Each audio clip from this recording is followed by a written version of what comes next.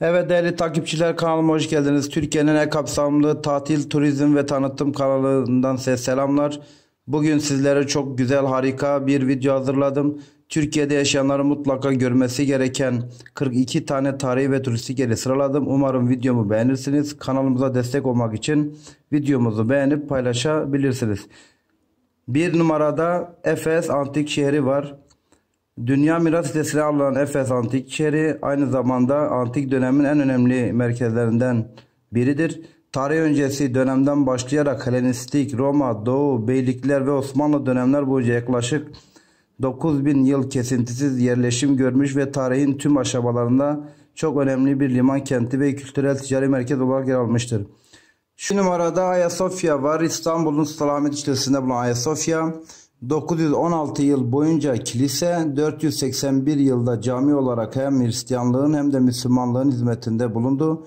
İlk yapıldığında büyük kilise Megale Ekkelesiya denilen bu muhteşem yapıt kutsal bilgelike Sofya adandığından Hagia Sophia olarak tanınır.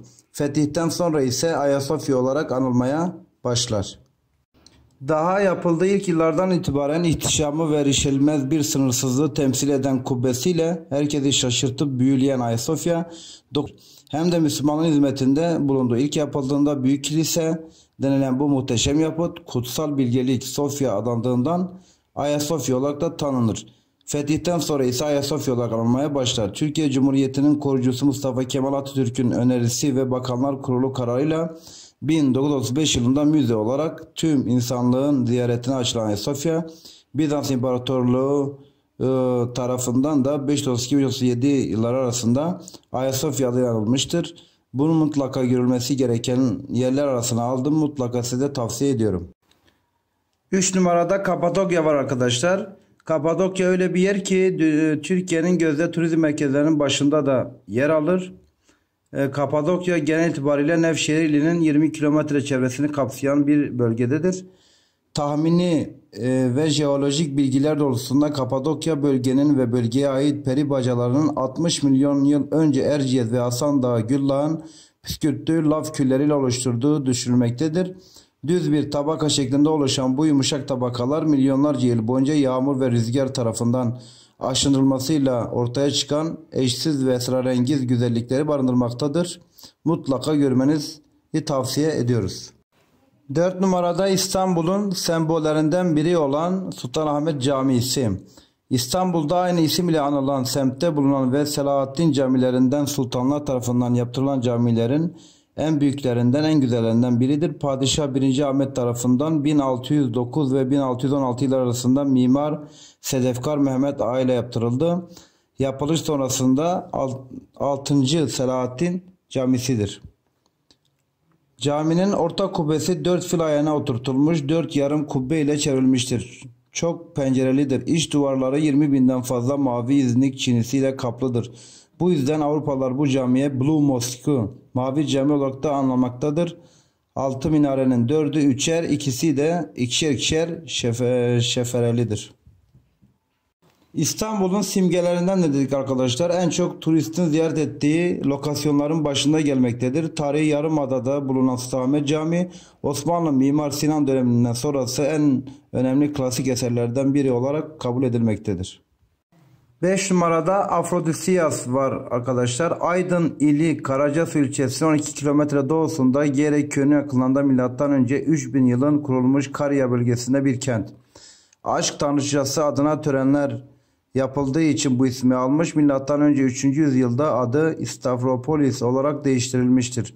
M.Ö. 190 yılında Romalıların eline geçti. Bu dönemde en parlak zamanını yaşadı. 395 yılına kadar kentte heykel sanatına önem verildi ve heykelcilik merkezi gelişti. Bu yönden de buranın ziyaretini tavsiye ediyoruz. 6. sırada Topkapı Sarayı var. Topkapı Sarayı İstanbul'un Sarayburnu'nda Osmanlı İmparatorluğu'nun 600 yıllık tarihinin 400 yılı boyunca devletin idare merkezi olarak kullanılan ve Osmanlı padişahlarının yaşadığı saraydır. Topkapı Sarayı Fatih Sultan Mehmet tarafından 1478 yılında yaptırılmıştır. Topkapı Sarayı, saray halkının Dolmabahçe Sarayı, Yıldız Sarayı ve diğer saraylarla yaşamaya başlaması ile birlikte boşaltılmıştır. Bu yeri de görmenizi tavsiye ediyoruz. 7. sırada dev heykeller mekanı Nemrut var. Adıyaman'ın Kağıtta ilçesinde bulunan ve içinde Komagene Krallığı'nın antik kentini barındıran Milli Park içerisinde aslan ve kartal heykellerinin arasında 7 metreye varan dev heykeller bulunuyor. Bölge tarih ve meraklıları için ideal bir yer. 8. sırada antik güzel Aspendos var arkadaşlar. Aspendos amfiteyatrosuyla meşhur bir antik kent. 9. sırada Göreme var arkadaşlar. Nevşehir ilinin Ürgüp ilçesine bağlı bir köy, kasabanın 12 kilometre batısında bulunmaktadır. İçinde bulunan sayısız peri bacaları sayesinde dünyaca bir ün kazanmıştır. Bizans devrinden kalma mağara kiliseleri, kayalara oyulmuş barınaklar buranın en güzel özelliğidir. Bu sebeple dolayısıyla ile taşıdığı önemi de büyüktür. Göreme bir tarihi ve turistik yer olarak en gözde arasına girmektedir. Her yıl oldukça fazla turist çekmektedir. 10. sırada Pamukkale var arkadaşlar. Ege'nin beyaz incisi olarak da bilinir. Denizli'de bulunan ve antik havuz, antik tiyatro, arkeoloji müzesinde yer aldığı bölgeyi hem bir doğa harikası hem de tarihi bir mekan olarak gezebilirsiniz. 11. sırada Sümela Manastırı var arkadaşlar. Trabzon'un ünlü yerlerinden biridir. Trabzon'un Maçka ilçesine ait Altındere köyünde bulunan bir yapı bir dağın yamacına da yapılmıştır. Yunanlılar ise Panajya adı verilmiştir. Milattan sonra 365-395 yıllarında yapılan Sümele Manastırı Anadolu'daki Kapadokya kiliseleri tarzındadır. Önce kilise amacıyla yapılmış ve manastıra dönüştürülmüştür. Ancak bu dönüşüm ile ilgili bir bilgi bulunmamaktadır. Rivayetlere göre ise İsa'nın öğrencilerinden olan Aziz Luka rüyasında Meryem'i bebek İsa'nın kollarından tutar şeklinde bu manastırın yapılacağı yere götürmüştür. Bundan sonra da Trabzon'a gelerek rüyada görülen yere kiliseyi yaptırmıştır. 12. sırada Simena var arkadaşlar. Simena öğren yeri olarak da bilinir. Ortaçağ surlarının oluşturduğu iç kalede kalıntıları birkaç bloktan ibaret olan bir tapınaktır.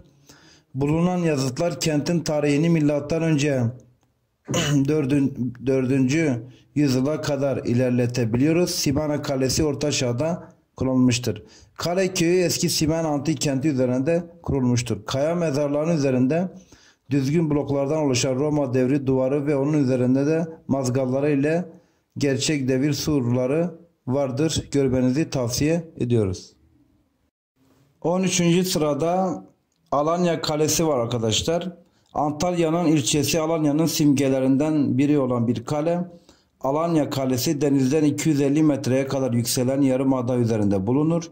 Surlarının uzunluğu 6,5 kilometreyi geçer. Kandeleri adıyla da bilinen Alanya Yarımadası'ndaki yerleşim Helenistik döneme kadar inmekte birlikte günümüze kadar kalan tarihi dokusu 13. yüzyıl Selçuklu eseridir. Kale 1221 yılında kenti alıp yeniden inşa edilen Selçuklu Sultanı Alaaddin Keykubat tarafından da yaptırılmıştır. Görmenizi tavsiye ediyoruz. 14. sırada Amasra var değerli arkadaşlar. Doğayla iç içe olan bir kasaba. Karadeniz'in şirin kasabalarından biridir. Sakin bir tatil isteyenler için ideal bir mekan. Doğal güzelliklerin yanı sıra kalesi, müzesi ve Cenova şatosuyla tarihi bir tur da yapabiliyorsunuz. 15. sırada Ani harabeleri var arkadaşlar. Yani hem cami ve kilisenin bir arada olduğu bir yapıt. Kars'ta farklı uygarlıkları simgeleyen eserlerin bulunduğu Ani harabeleri en cazip turizm merkezlerinden biri. Farklı uygarlıklara ait cami, kilise, kervansaray ve manastırın yer aldığı mekan tam tarihseverlere göre.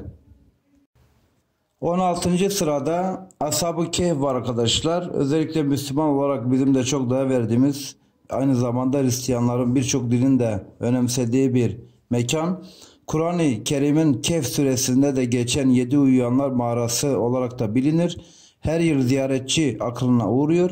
Birçok Kur'an meal ve tefsirinde Ashab-ı Kehf mağarasının Tarsus'ta da olduğu bildirilmektedir. Burayı da mutlaka görmenizi tavsiye ediyorum.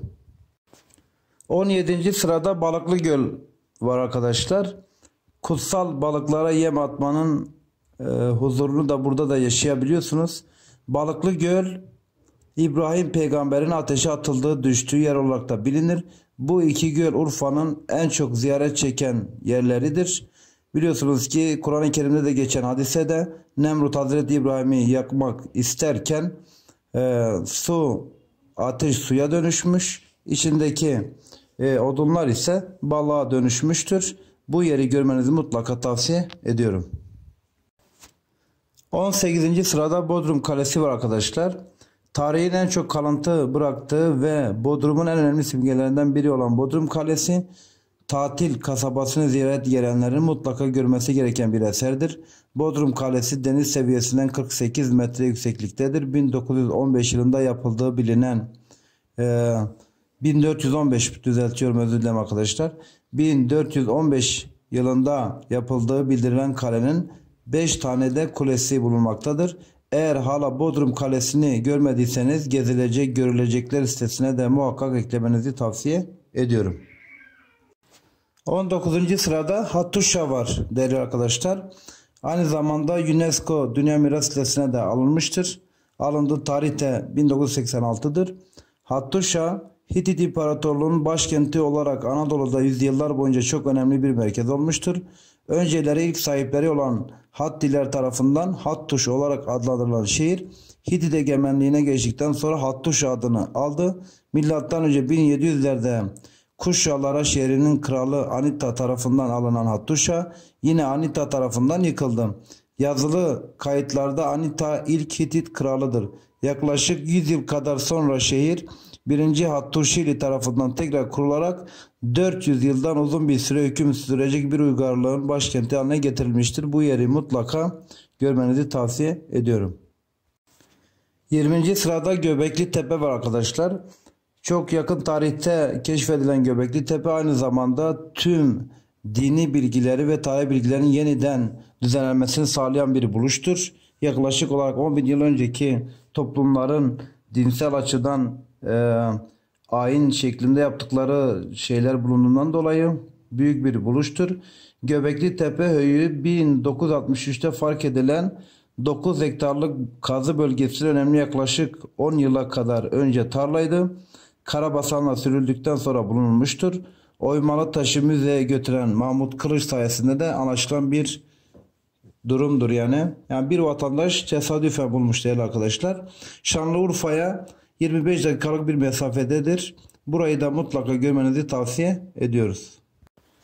20. sırada İzmir'in Selçuk ilçesinde bulunan Meryem Ana Kilisesi var değerli arkadaşlar. 37 yani milattan sonra 37-48 yıllar arasında Efes'te yaşandığına inanılan Sen John'un Meryem ile Hazreti Meryem ile birlikte buraya geldiği ve Hazreti Meryem'in son yıllarını burada yaşadığı düşünüldüğünden burayı mutlaka görmenizi tavsiye ediyoruz. 22. sırada arkadaşlar kültürlerin kavşağı olan bir nokta var arkadaşlar. Hasankeyf. Mardin ve Batman arasında yer alan Hasankeyf, konum itibariyle kültürlerin tam birleştiği yer, yani ortaklaşa birçok şeyin paylaşıldığı yerdir. Burayı da mutlaka görmenizi tavsiye ediyoruz. 23. sırada Kaleköy var arkadaşlar. Kaleköy Simena olarak da bilinir. Antik kentin adı ilk kez Plinius milattan sonra 1. yüzyıl tarafında anılmış. Lik yazısıyla yazılmış kitabe ve aparelide bulunan gümüş sikkeden anlaşıldığı üzere tarih milattan önce 4. yüzyıla kadar da iniyor. Kaleköy Kekova adasının tam karşısında yarımada üzerinde konumlanmış küçük bir Likya kıyı kentidir. Mutlaka görülmesini de tavsiye ediyoruz. 24. sırada Karayel mağaralar var değerli arkadaşlar. İlk uygarlıklarda toplu halde yaşanan en büyük yerlerden bir tanesidir. Karayel mağaraları Türkiye'nin de en büyük ve aynı zamanda toplu insan yaşayan doğal mağaralarından arasında yer alıyor. Burayı da mutlaka görmenizi tavsiye ediyoruz. 25. sırada Kayaköy var arkadaşlar. Fethiye'ye 8 kilometre mesafede bulunan Kayaköy'ün geçmişi filolojik açıdan milattan önce 3000'e kadar gitmesine rağmen antik dönem kalıntılarından günümüzde milattan önce 4. yüzyıla tarihte kalmıştır arkadaşlar. Burayı da yani mutlaka görmenizi tavsiye ediyoruz. 26. sırada Köyceğiz var arkadaşlar. Yani tarihin ve doğanın birleştiği köy olarak da söyleyebiliyoruz. Bir liman kenti olarak da bilinir. 4000 yıla dayanan bir geçmişi var arkadaşlar.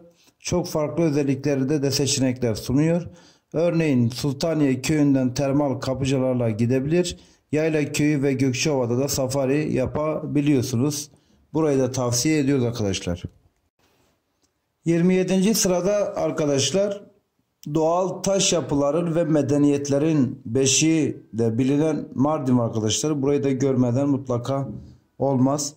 Taşın insan yaşamındaki yerini, insan emeğinin taşı nasıl şekillendiğini görmek için dinlerin, mezheplerin harman olduğu Mardin'i mutlaka görmenizi de tavsiye ediyoruz. 28. sırada Mira Antik Kenti var değerli arkadaşlar. Antalya'nın Kale, Demre olarak da bilinen ilçesinde bulunan Kaş, Finike arasındaki çarpıcı kaya mezarlarıyla ünlüdür bu kent. Noel Baba'nın yani Aziz Nikolas'ın da doğduğu yerdir. Aziz Nikolas'ın piskoposluk yaptığı ve bu nedenle tüm Ortaçağ boyunca ününü sürdüren Mira Antik Kenti önemli bir Lika kenti olup ismi Yüce Ana Tanrıçanın yeri olarak da anlam olarak gelmektedir. Lika dilinde Mir olan geçen Mira, Demre Ovası'nın kuzeybatısından çevrilen dağların denize bakan yamacına kurulmuştur. Bu yeri de görmenizi tavsiye ediyoruz.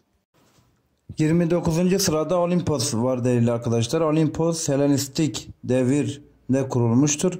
Milattan önce yüzde Likya Birliği'nin önde gelen 3 oy hakkında sahip 6 şehirden birisi olmuştur. Milattan önce 78'de Roma komutanı Servilius Isarius Olimpios'u korsanlardan temizleyerek şehri Roma topraklarına katmıştır. Roma dönemi sırasında hemen yakınındaki tabii gazların yandığı Çırala'daki demirci tanrı Hepatios kültü ile büyük bir ün sahibi olmuştur. Bu yeri de görmenizi tavsiye ediyoruz arkadaşlar. 30. sırada Safranbolu var arkadaşlar. Safranbolu evleri olarak da bilinir. Hem Anadolu'nun hem Osmanlı kültürünün en güzel ev örneklerinin bulunduğu bir yerdir. Karabük'e bağlı bir Karadeniz kasabası olan Safranbolu'da bulunmaktadır. Klasik Osmanlı kent mimarisini yansıtan evleriyle de tanınıyor. Türkiye'de Dünya Mirası listesinde yer alan 9 kültürel varlıklardan bir tanesidir. Burayı da görmenizi tavsiye ediyoruz. 31. sırada Zeugma var arkadaşlar. Mozaik kent olarak da bilinir. Bir müzedir. En güzel mozaik örneklerinin olduğu yerdir. Gaziantep ilinin Nizip ilçesinde yer alan antik şehir, Roma döneminden kalan mozaiklerin ile ün kazanmıştır arkadaşlar. Bu yeri görmenizi tavsiye ediyoruz. 32. sırada Şirince Vadisi arkadaşlar. Bunun Maya takviminden de son dönemlerde ününü tekrarlamış arkadaşlar. Dünyanın son bulmayacağı yerlerden biriydi. Ziyaretçi akına uğramıştı. Ege'de bir Rum köyüdür değerli arkadaşlar. İzmir'in Efes harabeleriyle ünlü Selçuk ilçesinin 8 kilometre doğusunda üzüm bağları, şeftali bahçeli evleri ve zeytinliklerle çevrili tarihi bir Rum köyü olan Şirince. Burada yapılan Şirince evleri 19. yüzyıl Anadolu mimarisinde yansıtıyor. Çok güzel, sessiz, sakin bir yer. Mutlaka görmenizi tavsiye ediyoruz arkadaşlar. 33. sırada Yere Batan Sarnıcı var değerli arkadaşlar. Yine İstanbul'un sembollerinden biridir. Yere Batan Sarnıcı İstanbul'da eskiden kalma en büyük sarnıçtır.